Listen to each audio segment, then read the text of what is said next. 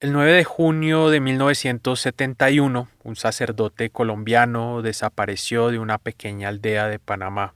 Era oriundo de Salgar y su familia, en ese pueblo de Antioquia, nunca más volvió a saber de él. En la no ficción dedicamos un año a averiguar la historia de este cura, llamado Héctor Gallego. Reconstruimos sus primeros pasos como sacerdote y también exploramos los oscuros motivos detrás de su desaparición. Fruto de esa investigación, produjimos un podcast de 11 episodios titulado La desaparición del padre Gallego. Lo encuentran en cualquier plataforma de podcast. Pero, dada la proximidad con un nuevo aniversario de la desaparición del sacerdote, en un periódico de ayer queremos hoy reproducir el primer episodio de esa serie. Salió originalmente publicado en noviembre de 2018 y perfectamente habría podido ser un episodio de un periódico. Cuando lo escuchen, se darán cuenta por qué. Así que, sin más preámbulos, este es el primer episodio de la desaparición del padre Gallego, esta semana en un periódico de ayer. 110 desaparecidos. Ese es el número de casos de desaparición forzada que, de acuerdo con el conteo oficial, dejó el régimen militar panameño entre los años 1968 y 1989. Una de las primeras víctimas, y al mismo tiempo, una de las víctimas más emblemáticas de aquella dictadura centroamericana es un colombiano. Un hombre nacido en Salgar, Antioquia, llamado Héctor Gallego. Sacerdote de origen colombiano, Jesús Héctor Gallego. Del desaparecido sacerdote Héctor Gallego. ¿Pero quién mató a Gallego? En medio de la conmemoración de los 47 años de la desaparición física del sacerdote colombiano Gallego, Jesús Héctor Gallego, la bandera de todos los desaparecidos en este país. En Panamá, el sacerdote Héctor Gallego es todo un ícono. Sobre él se han escrito novelas, obras de teatro, libros de no ficción, más de una decena de canciones populares y, mal contados, cientos de especiales periodísticos. Un periodista investigativo tiene inédito un manuscrito de más de 400 páginas contando las entretelas del caso Gallego, y sé que también están en fase de preparación un documental y una película sobre su vida. En Santa Fe de Veraguas, el pueblo del interior de Panamá en el que Gallego ofició como párroco durante 4 años, hay una estatua con su figura y una escuela cercana que lleva su nombre.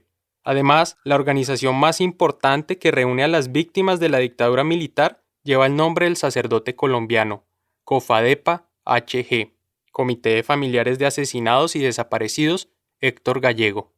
La desaparición del cura colombiano se produjo en 1971, es decir, han transcurrido 47 años desde entonces. Pero la importancia de su figura no ha menguado a pesar del paso del tiempo.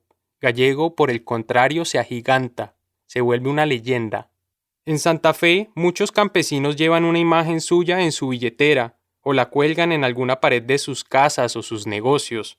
El actual arzobispo de Panamá, José Domingo Ulloa, incluso ha dicho que la Iglesia contempla la posibilidad de iniciar un proceso ante el Vaticano para declarar beato al padre Gallego. Porque eso es lo que nos va a permitir poder iniciar un proceso de beatificación, porque sabemos que Héctor fue un mártir.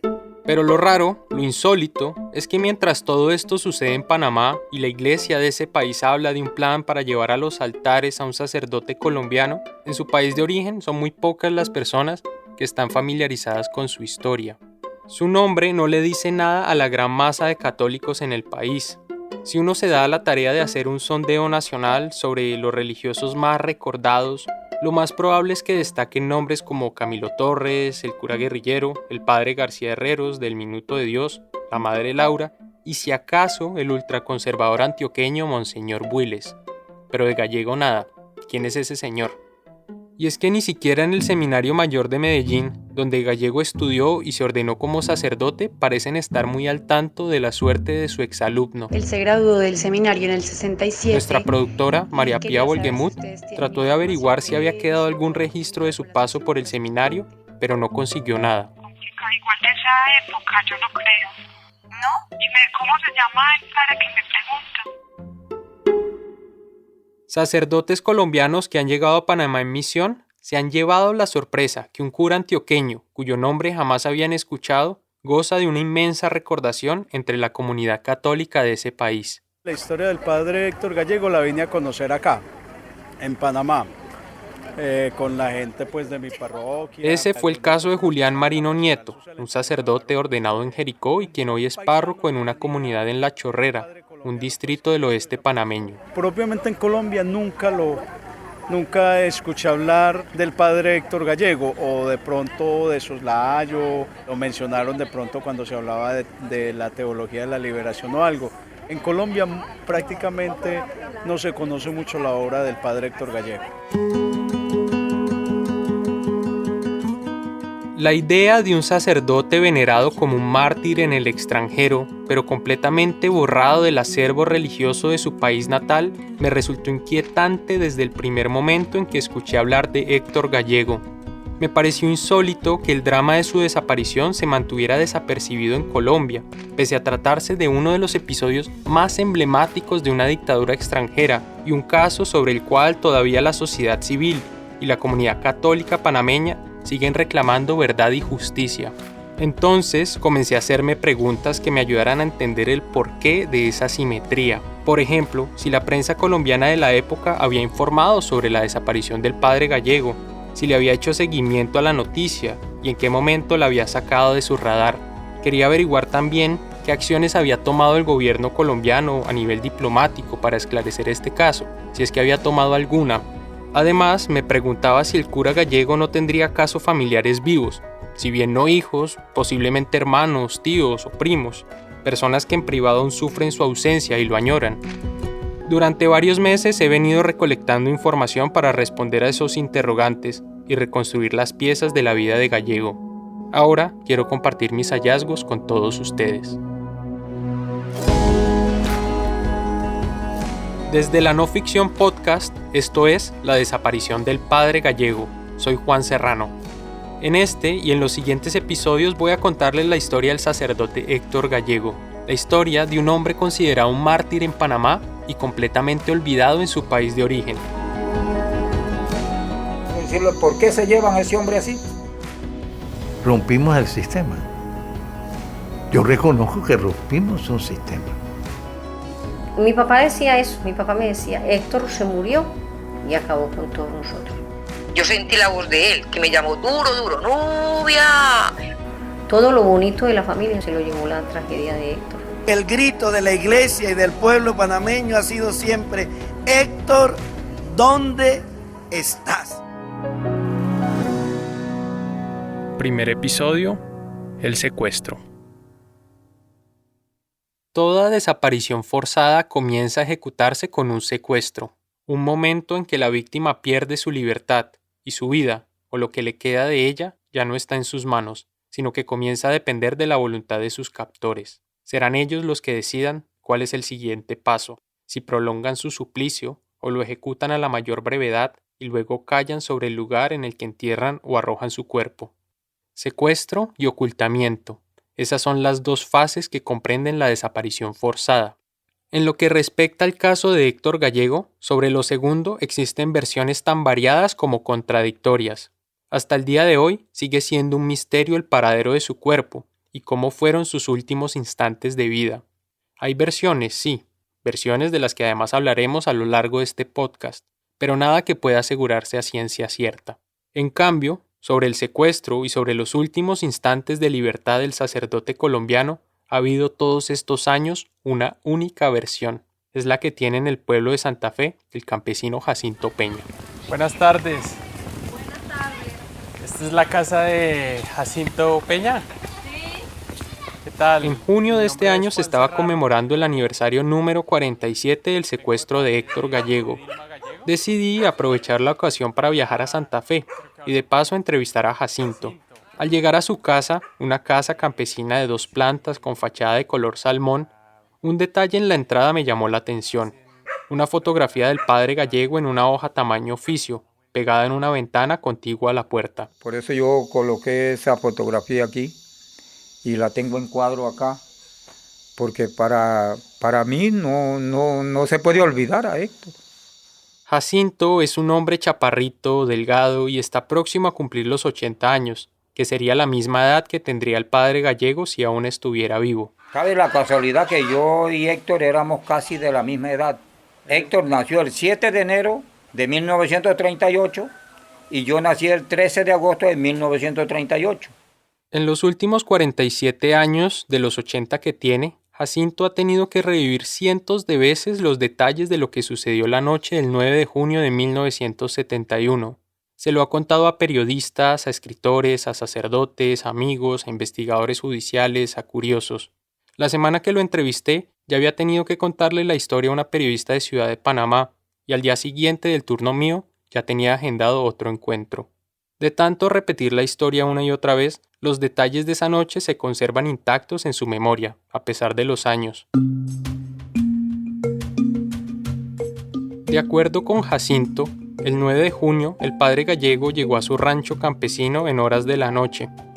Para él fue una sorpresa verlo ahí, parado frente a la puerta. Si bien desde hacía un par de semanas el padre Gallego se había mudado a vivir a su rancho, esa noche no lo estaba esperando. Por esos días, el sacerdote estaba haciendo una capacitación con los campesinos de una vereda, a varios kilómetros de la cabecera de Santa Fe. Jacinto tenía entendido además que una vez concluyera ese trabajo, seguiría hacia el Tute, otra comunidad cercana. Sin embargo, algo que Jacinto nunca supo hizo que Héctor cambiara el itinerario y regresara con anticipación a su rancho en Santa Fe. No sé qué ocurrió, pero él cambia la decisión de ir al Tute y se viene para Santa Fe. Y llega a la casa mía como a las 9:30 de la noche. En la tarde de ese día, 2 monjas se habían presentado en la casa de Jacinto. Venían de Ciudad de Panamá en plan de saludar al padre Héctor, pero como el sacerdote no estaba ese día y Jacinto y su esposa Clotilde no tenían en dónde más alojarlas, optaron por acomodar a las religiosas en el cuarto de Héctor. Porque Héctor no iba a llegar. Ya yo sabía el día 8 que no iba a llegar. Eso era lo que él me había dicho. La noche del 9 de junio, cuando Héctor llegó, tomó café y comió un par de hojaldres con Jacinto. Conversaron por un rato sobre el trabajo que él estaba haciendo con los campesinos. Todos habían tenido un día muy largo, así que pronto recogieron y se alistaron para dormir. Héctor se acomodó en un catre en la sala. Al lado suyo, en otro catre, se acostó Leonor Ábrego. Leonor era el conductor del carro de una cooperativa agrícola cuyo gerente era Jacinto. El padre Gallego también lo conocía. A eso de las 10:30 ya la casa de Jacinto estaba en completo silencio. 2 horas más tarde, sin embargo, alguien tocó la puerta. Como a las 12 de la noche, llega alguien y suena la puerta.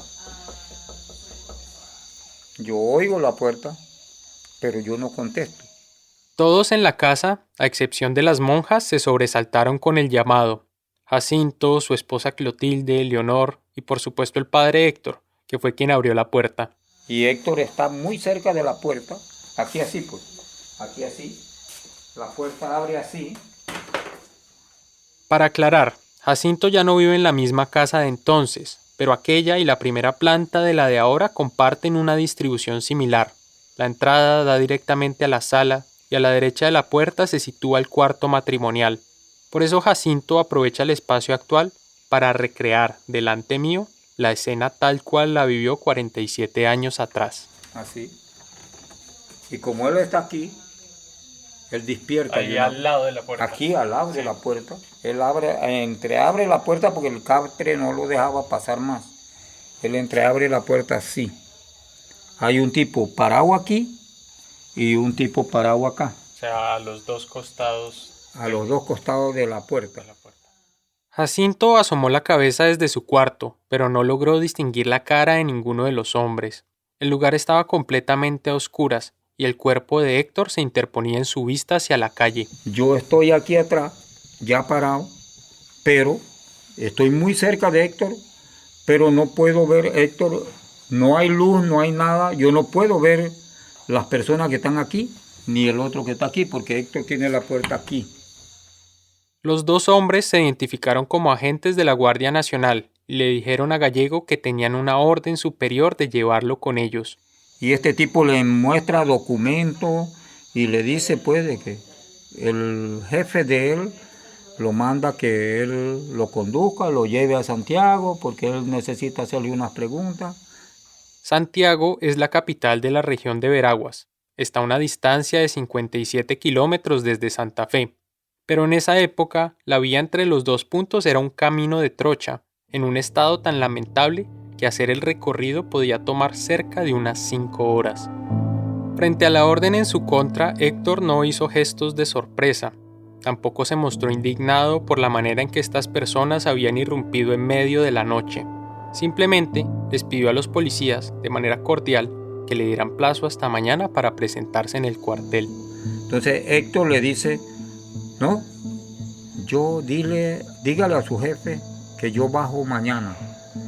A las 8 de la mañana yo estoy en el cuartel, porque yo estoy muy cansado, yo vengo de trabajar, acabo de llegar de trabajar y estoy muy cansado, yo quiero descansar, permítanme descansar, que yo quiero descansar. Dice, no, mira, es que yo tengo orden superior de que usted me acompañe, que esto no es nada malo, sino que nos acompañe, que él quiere hablar con usted, porque hay unas cosas que necesita hablar con usted de urgencia, y que, bueno, Héctor le dice, mira, yo te aseguro que mañana a las 8, dímele al capitán que yo mañana a las 8 estoy en su despacho. Yo llego al obispado y del obispado, padre, me he visto ahí y paso a hablar con él. Dice, déjame descansar esta noche. Ese tire y afloje entre el sacerdote y los policías se prolongó por un par de minutos. Ellos insistiendo en que Héctor debía acompañarlos y él pidiendo que por favor lo dejaran descansar esa noche. En algún momento, Héctor, para dar fe de su buena voluntad de atender el requerimiento, le pidió a Leonor, el conductor del camión de la cooperativa, que delante de los policías se comprometiera a llevarlo mañana a primera hora al cuartel en Santiago. Para comprobarlo, entonces le dice, Leonor, tú me llevas mañana, ¿verdad?, a Santiago. Dice, sí, le dijo Leonor, nosotros nos podemos ir por la mañanita. Dice. Al ver la renuencia de Héctor a acompañarlos, los dos tipos comenzaron a impacientarse. Sí o sí estaban decididos a llevarse al sacerdote, por las buenas o a las malas. Entonces ahí hubo una cuestión que de aquí le dijo muy cerca del oído a Héctor, que yo no pude escuchar.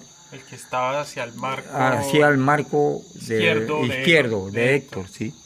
Entonces dice, no, yo no permito, yo no quiero que a los que hay aquí adentro se le haga nada. Permíteme que yo voy a vestirme para ir con ustedes. Seguro que él lo amenazó. Porque él le dijo, pues, si no vas con nosotros, vamos a entrar en violencia y vamos a hacerle daño a los que están adentro. Porque él le dijo, no, yo no quiero que a los que hay aquí adentro se le haga nada, porque no hay necesidad de eso. Espérate que me ponga mi ropa, que yo los acompaño. Héctor no iba a permitir que nada le pasara a Clotilde o a Jacinto, dueños del rancho donde él se hospedaba. Cuando entró a coger su ropa, Jacinto se le acercó. «¿Qué pasa?», le dijo, pero Héctor inmediatamente le hizo señas para que se escondiera y se callara. Era su manera de protegerlo. Luego de eso, se amarró los pantalones y se dispuso a salir. Él tenía un suéter, él se puso solamente el pantalón. La camisa quedó enganchada en el gancho del taburete. Y aquí dejó también una chácara que cargaba con unos libros, lo dejó aquí y dejó la camisa enganchada. Entonces, bueno, Héctor sale aquí y de una vez se le coloca a un lado y el otro al otro lado y lo custodian hasta que va. Desde una rendija, Jacinto se quedó viendo cómo los dos hombres conducían a Héctor hacia el carro, ubicado a unos 15 metros de la casa, pero llegó un momento en que los perdió de vista. Además de la oscuridad, que no dejaba detallar muy bien lo que estaba sucediendo afuera, Leonor había estacionado el carro enfrente de la casa, de manera que Jacinto no pudo ver cuándo los policías lo montaron al carro. Aunque no le hizo falta ver nada, por lo que escuchó, se dio cuenta que Gallego estaba siendo agredido. Yo escucho un grito, yo escucho un gemido, y entonces lo agarraron en peso y lo tiraron al carro. Yo oí como que sonara un saco de verdura que usted tire a un carro. Y pareciera que eso fue lo que, la suposición de nosotros es que al chocar con las latas del carro, él se rompió la cabeza. Yo salí y pasé por delante del carro de nosotros y salí acá, pero casi me tiran el carro encima, porque el carro salió a velocidad Y yo iba ahí, yo solamente tuve el logro de decirle, ¿por qué se llevan a ese hombre así? A pesar de la poca visibilidad, Jacinto en su carrera hacia afuera logró tomar nota del tipo de carro en el que se llevaron al padre Gallego, una Jeep de color verde con capota blanca. Luego de ver a la distancia cómo el carro doblaba en dirección hacia Santiago, Jacinto se metió de nuevo en su rancho y tomó unos minutos para recomponerse. Le pidió a Leonor que alistara el carro para salir con rumbo hacia Santiago, pero antes de salir del pueblo pasó por la casa de unos compañeros y por la cooperativa. Les contó lo que había ocurrido con el párroco y los encargó de dar aviso a la comunidad. Como el carro de nosotros está ahí parado, digo, bueno, alístate el carro, yo voy a la cooperativa a avisarle a los muchachos que nosotros vamos a salir a Santiago y que ellos muevan gente aquí para avisar de que a Héctor lo tienen detenido, se lo llevaron detenido. Entonces, pero todos nosotros estamos pensando en que está detenido. Esa no era la primera vez que el padre Gallego tenía algún incidente con las autoridades. Meses atrás, en julio del 70, había sido detenido, sindicado de haber instigado la quema de una planta eléctrica en Santa Fe. Pero ese caso, por suerte, no había pasado a mayores. El obispo de Veraguas había intercedido ante los militares a su favor, llevando incluso testigos que dieron fe de que el padre Gallego no había tenido nada que ver en ese hecho, que ni siquiera estaba en el pueblo para esa fecha. En cuestión de horas se aclaró el malentendido y Gallego recobró su libertad. De manera que Jacinto se aferraba a la posibilidad de que esta nueva detención de Héctor no fuera más que un nuevo impasse, otro apuro del cual el obispo lo pudiera sacar. Con todo y eso, la forma abusiva en que se habían llevado a Gallego no era el mejor augurio. Los gritos, los golpes, el carro que casi lo arrolla, la manera en que había sido sacado de su cama a medianoche, toda la escena le hacían imaginarse lo peor. Tan pronto llegó a Santiago la madrugada del 10 de junio, Jacinto fue a la arquidiócesis e informó de lo que había ocurrido. El obispo, un sacerdote español llamado Martín Legarra, interrumpió una gira pastoral que tenía para ese día y a las 6 de la mañana se presentó en el cuartel militar para pedir explicaciones sobre los hechos. Jacinto Peña lo acompañó. Nos fuimos a las 6 de la mañana al cuartel, está el escuadrón formando, tanto haciendo ejercicio. El obispo habla con el capitán le dice no, nosotros no tenemos nada en contra de Héctor Gallego, no ha pasado nada, yo no lo he mandado a buscar, no tenemos nada, no tenemos noticia, no sabemos nada de él. La persona con la que hablaron se llamaba Eros Ramiro Cal, un capitán de la Guardia Nacional que en esa época tenía el cargo de jefe de la zona militar de Veraguas. Si es que había una orden de arresto contra Gallego, él era la persona que debía estar enterado. Sin embargo, cuando Monseñor Legarra lo encaró, el oficial se mostró tan sorprendido como ellos y negó que hubiera problemas con el padre Gallego. Entonces, ahí el obispo dijo inmediatamente, dice, bueno, esto me suena a un secuestro. Entonces ahí comienza la búsqueda. Jacinto no le creyó al capitán Cal que no estuviera enterado de nada. Pero en la sala, al lado del capitán, estaba también su secretario, y a Jacinto le dio la impresión de que a diferencia de su jefe, este sí tuvo una preocupación genuina al enterarse de la desaparición del padre Gallego. El capitán claro que sabía, pero el secretario parece que era inocente, entonces le dijo, capitán, pero podemos llamar a los Ruices, porque en los Ruices había una garita de policía, podemos llamar a Divisa, podemos llamar a Bejuco, a ver si el secuestro pues lo pasan para Panamá o lo pasan para Chiriquí, así que llamemos. Dicen, no, el capitán le dijo, no, cálmate, no hay necesidad de eso, no, tanta alarma, ¿por qué? Si a él no se ha mandado a buscar, dice, no tenemos nada en contra de él. Entonces el capitán sabía. La radio regional, Radio Veraguas, lanzó la alerta desde esa misma mañana. Jacinto fue a la emisora y habló con el locutor. La noticia no tardó en llegar hasta la capital. El Panamá América, uno de los principales periódicos del país, alcanzó a incluirla en su edición de la tarde el mismo 10 de junio. Secuestrado sacerdote, decía el título, y recogía la versión de Jacinto. Tan pronto se supo el secuestro de Héctor Gallego, la noticia desató conmoción y generó repercusiones en los más altos niveles de Panamá. No era solo que los campesinos de una región apartada del país hubieran reportado la ausencia de su párroco, no. La noticia desde el primer momento fue considerada un hecho de relevancia nacional. El revuelo por el secuestro fue tal que el mismo día 10, el procurador general viajó hasta Santa Fe para asumir él mismo las pesquisas del caso.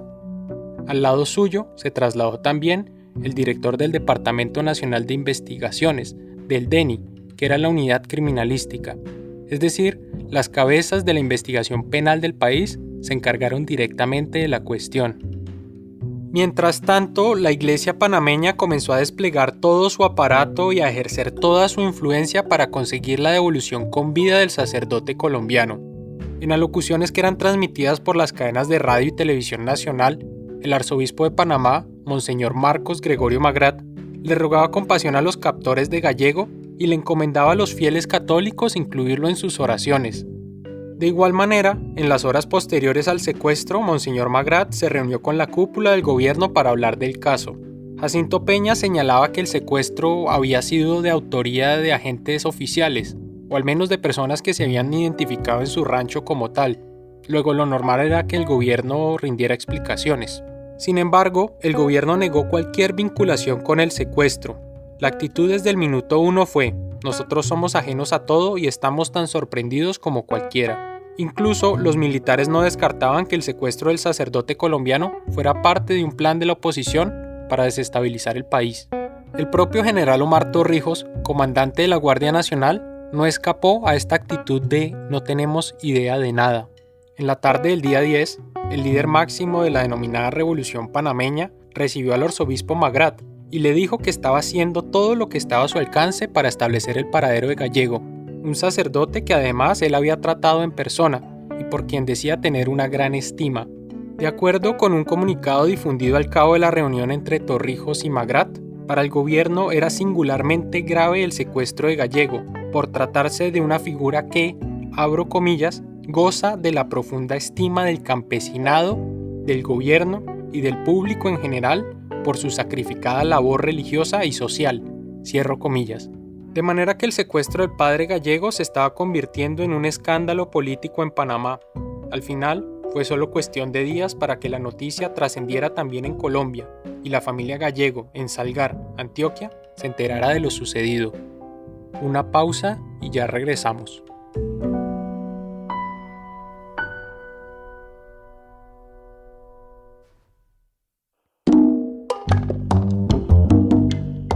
Hola, soy Tatiana Lozano, productora de Un Periódico de Ayer. Cuando estaba pensando en nuevos episodios para el podcast, mi editor me habló de una mujer llamada Adriana Benítez. Busqué su nombre y me sorprendió jamás haber oído hablar de ella. Se trataba de una líder estudiantil de la Universidad de Nariño, cuyo compromiso por ayudar a su comunidad fue tan grande que fuerzas oscuras terminaron asesinándola. De inmediato supe que valía la pena desenterrar su historia, para que muchos, así como yo, la escucharan por primera vez. Eso es lo que hacemos en Un Periódico de Ayer, traer al presente historias de personajes olvidados, pero cuyo legado merece ser honrado. Si te gustan este tipo de historias, la mejor manera de ayudarnos es sumándote a la comunidad de cómplices de la no ficción. Puedes donar a partir de 6.000 pesos mensuales. Solo tienes que entrar a lanoficcion.com/haztecómplice o también puedes dar clic en el enlace de la descripción de este episodio. Desde ya, muchas gracias.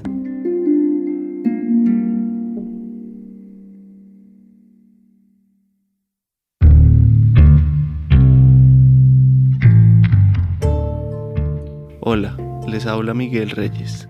Mientras avanza esta temporada de Un Periódico de Ayer, también estamos lanzando la primera temporada de Elemental, un nuevo podcast de la no ficción y Exile sobre historias ambientales, sobre nuestro único hogar, sobre el planeta en el que todos vivimos y el único que conocemos con vida, y sobre lo que están haciendo personas maravillosas con diferentes causas y recorridos para cuidar y defender la tierra que habita nuestra especie y millones otras. Los invitamos a escuchar Elemental, les va a gustar. Es gratis y está en todas las aplicaciones de podcast. Recuerden suscribirse y darle clic a la campanita para que les avise cuando haya un nuevo episodio. También nos pueden seguir en Instagram como Podcast Elemental y en Twitter como Pod Elemental. Muchas gracias.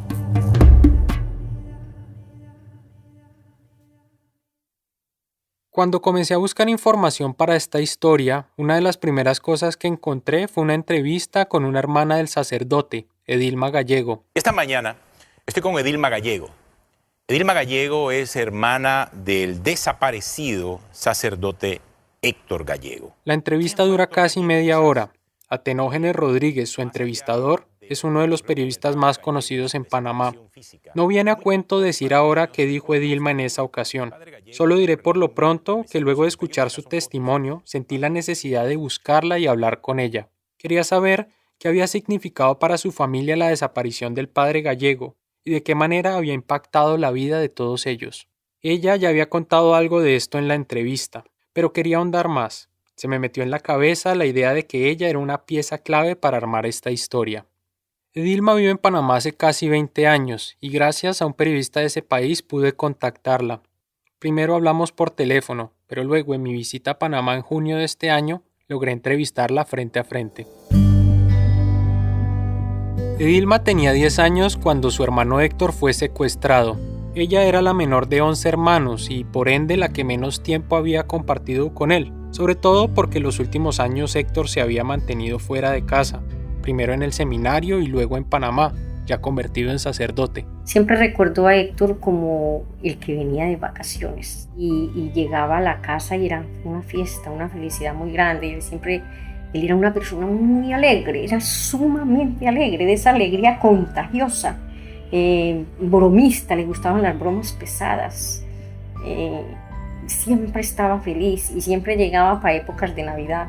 Entonces hacía unos pesebres hermosos, grandes, de todo un patio, con cosas con árboles naturales, con fuentes de agua. Eso es lo que yo recuerdo de él.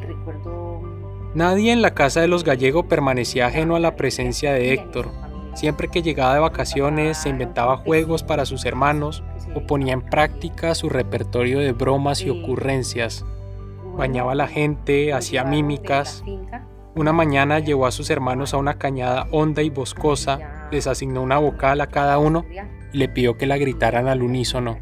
Le llamó el grito del diablo. En otra ocasión se disfrazó con una sábana, se prendió fuego y asustó a sus hermanos cuando pasaban una noche por las puertas del cementerio del pueblo. Llegamos a la casa, bueno, el susto por lo que había pasado, que ustedes se dieron cuenta que fue eso tan horrible, bueno, entonces... Y él viene muerto de risa y dice: qué gente más cobarde. No le tengan miedo a los muertos, ténganle miedo a los vivos. Y no se dieron cuenta que era él el que había hecho la broma. Así de pesado era Héctor. Y se reía y se tenía los lentes. A mí no se me olvida, siempre tenía lentes. Por su carácter siempre jovial, las visitas de Héctor eran siempre esperadas con gran expectativa y su bienvenida se festejaba a lo grande. Así ocurrió en enero de 1971. Héctor llegó en una visita larga, de 5 semanas. Edilma y todos sus hermanos estaban felices, además porque era la primera vez que lo veían en 4 años, desde que se había ido como sacerdote a Panamá. A su llegada hubo celebración y Héctor les entregó regalos a cada uno de ellos, sombrillas, collares, vajilla para la mamá. Les enseñó también fotos de su trabajo en Panamá. Sin embargo, aunque éstas se suponían que eran sus vacaciones, Héctor no llegó en plan de descanso. Tan pronto pudo, se puso a trabajar, y no precisamente como cura. Su padre, Horacio Gallego, era propietario de 100 hectáreas de café a 2 horas de la cabecera del pueblo, y Héctor todos los lunes se alistaba y se iba con él. Durante la semana, se convertía en un peón más en las tareas de la finca, al igual que varios de sus hermanos que le ayudaban todo el año. Los viernes, luego de la jornada, regresaba a la casa del pueblo y compartía con su madre y sus hermanos pequeños. Esa rutina, repartida entre el rigor del campo y el esparcimiento doméstico, se prolongó durante 5 semanas, hasta que, a mediados de marzo, le llegó la hora de regresar a Panamá. Edilma tiene un claro recuerdo de la despedida. Iba a ser la última, aunque entonces lo ignorara. Yo creo que fue uno de los momentos más oscuros de la vida. Yo creo que Héctor se vino como 3 días antes, se trasladó del pueblo a la ciudad, de Salgar a Medellín, para poder hacer las últimas visitas a las tías y a la familia y ya sus trámites de regreso, ¿no? Mi hermano Wilson tenía en ese entonces como 16 años. En el momento que Héctor iba a salir de la casa, él salía con una camisa gris, nunca se me olvida la camisa que llevaba. Y Wilson le puso una canción de... ¿cómo es que se llama? Lágrimas de una madre de los Blue Caps. Esa fue la canción que Wilson escogió para acentuar la tristeza del momento de la despedida de su hermano, y una canción que con los años se iba a convertir en la banda sonora de la familia Gallego. Madre, prepara mis cosas porque tengo que partir a buscar nueva fortuna aunque me cueste morir. Solo te pido no olvides de darme tu bendición. De darme tu bendición. Mi mamá estaba en la cocina. Mi mamá le volteó la cara. Y Héctor fue a despedirse de mi mamá. Mi mamá no lo miraba. Mi mamá estaba llorando. Héctor trató de consolar a su madre, Alejandrina Herrera. Le prometió incluso que pronto iba a volver y que ese regreso iba a ser el definitivo. Y él le dijo a Alejandrina, él no le decía a mamá, dice, Nina, no se ponga así que yo vengo en julio. Yo en julio me vengo del todo, porque yo le voy a ayudar a educar a los muchachos. Y mi mamá le dijo, yo sé que no te voy a volver a ver. Y agachó la cabeza, mi mamá no lo miraba. Siempre recuerdo las goteras de lágrimas que caían sobre su camisa. Era una camisa gris y cuando las lágrimas caían se ponía más oscura, las lágrimas oscurecían su camisa. Recuerdo que lo último que él se tomó fue un chocolate como al desayuno y yo guardé esa tacita de chocolate. Donde él había tomado café fui y la escondí por allá en un lugar donde nadie la viera, porque yo quería conservar el lugar donde le había puesto la boca. Mire, yo era una niña, yo tenía 10 años. La despedida fue muy triste. La taza de chocolate, la camisa oscurecida por las lágrimas, la música deprimente de los Blue Caps. Parece una escena escrita por un guionista de melodramas, pero las cosas sucedieron tal cual la relata Dilma. Hay un audio con la voz de Alejandrina Herrera grabada hace más de 40 años. La madre de los Gallego expresa allí el dolor que sentía con la nueva partida de su hijo mayor y confirma el mal presentimiento que entonces la embargaba. La calidad del sonido no es la mejor. Porque el corazón de una madre nunca se engaña. Así como yo presentía que a él lo iban a matar, yo presentía y sabía que lo iban a matar. Inclusive cuando él se iba a venir, yo quería no derramar lágrimas y despedirme de él, como para que él no sufriera. No fui capaz. Al medio de las lágrimas cerré los ojos, no fui capaz de verlo la última vez. Yo sabía que era la última vez porque él iba a desaparecer. Estando otra vez Héctor de vuelta en Panamá, a su casa en Salgar regresó el sinsabor, la sensación de pérdida. Pero en el caso de la madre, esta vez su angustia era más honda, porque al peso de la ausencia del hijo se mezclaba ahora la preocupación, la certeza casi de que algo malo estaba por ocurrirle. La noche del 9 de junio de 1971 ocurrió algo muy extraño en la casa de los Gallego, algo casi sobrenatural, o casi dijéramos telepático.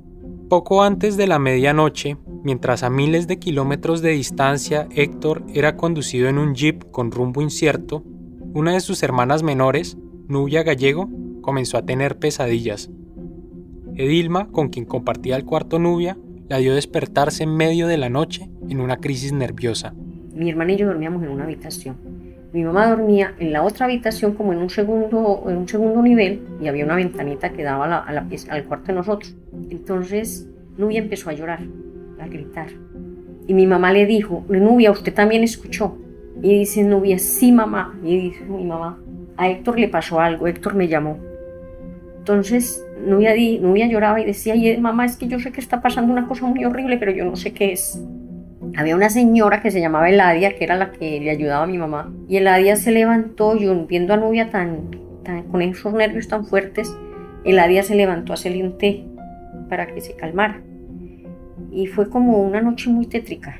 Fue como muy triste esa noche porque había una preocupación, había un sufrimiento, pero no se sabía qué era lo que estaba pasando. Nubia Gallego tampoco olvida esa noche.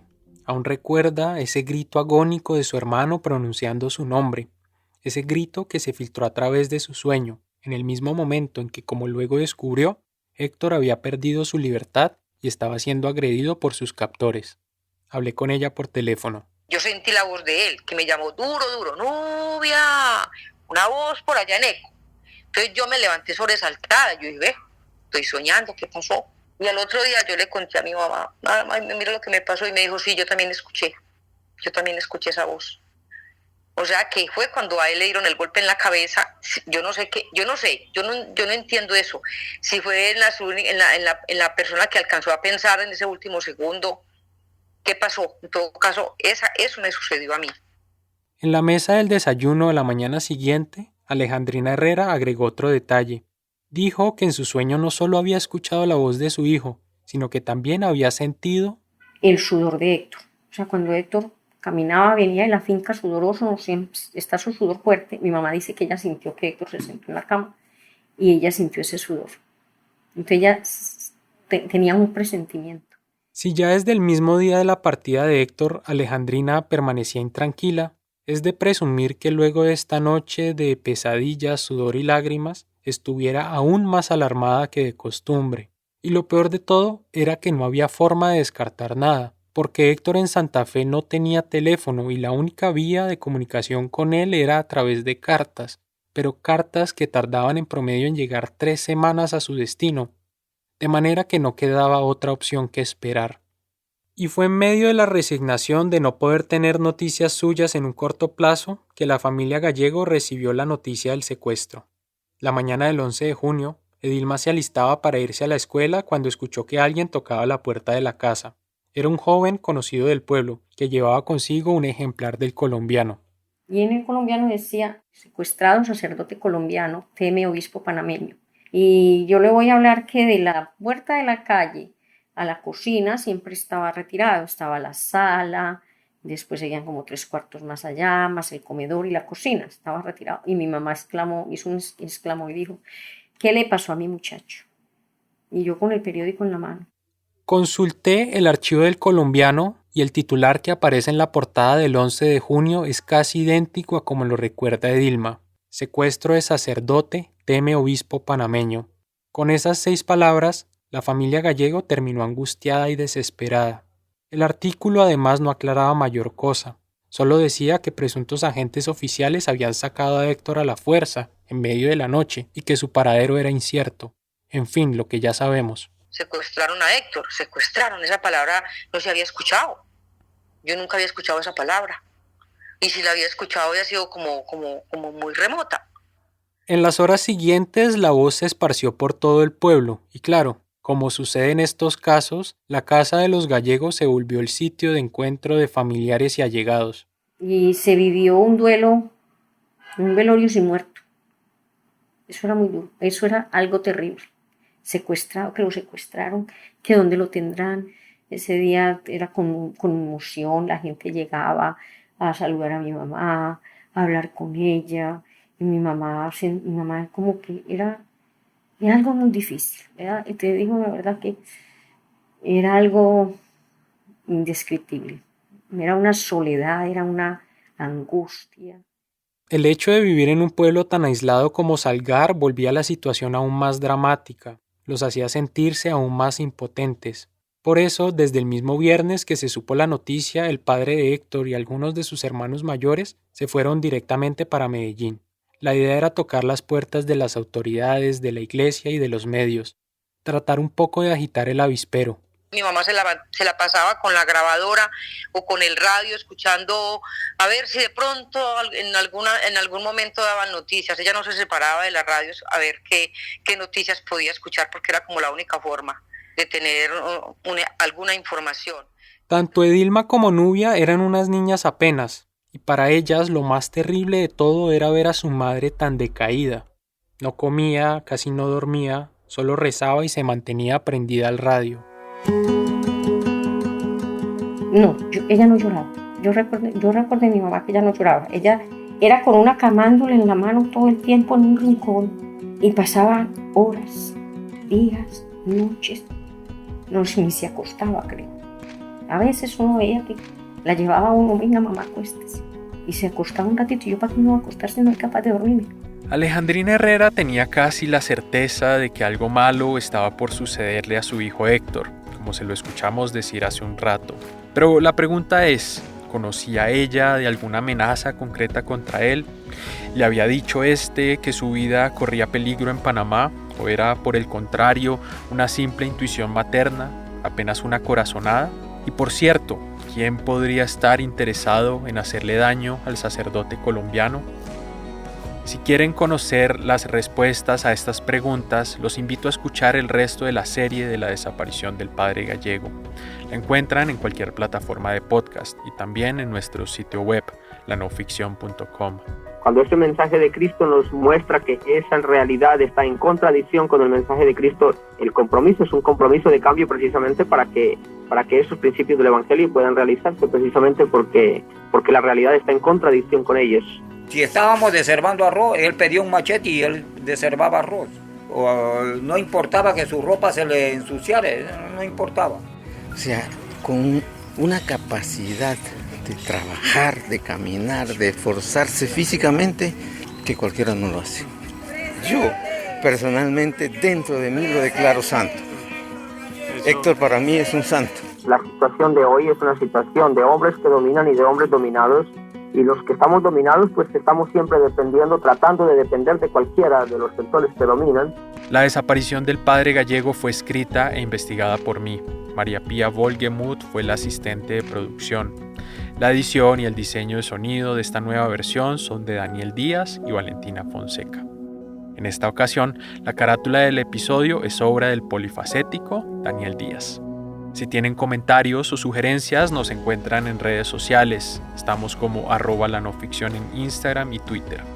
También recuerden que la mejor forma de apoyar nuestro trabajo es sumándose a nuestra comunidad de cómplices. Con lo que vale un café, pueden darnos una mano en la financiación de nuevos episodios de este podcast. También, de paso, aseguran que nuestro contenido siga siendo de acceso libre. Para apoyarnos, visita lanoficción.com/haztecómplice o haz clic en el enlace que aparece en la descripción de este episodio. Desde ya, muchas gracias a quienes se sumen. Un periódico de ayer es una producción de La No Ficción. Mi nombre es Juan Serrano. Nos vemos en 15 días con un nuevo episodio. A todos y todas, muchas gracias por escuchar.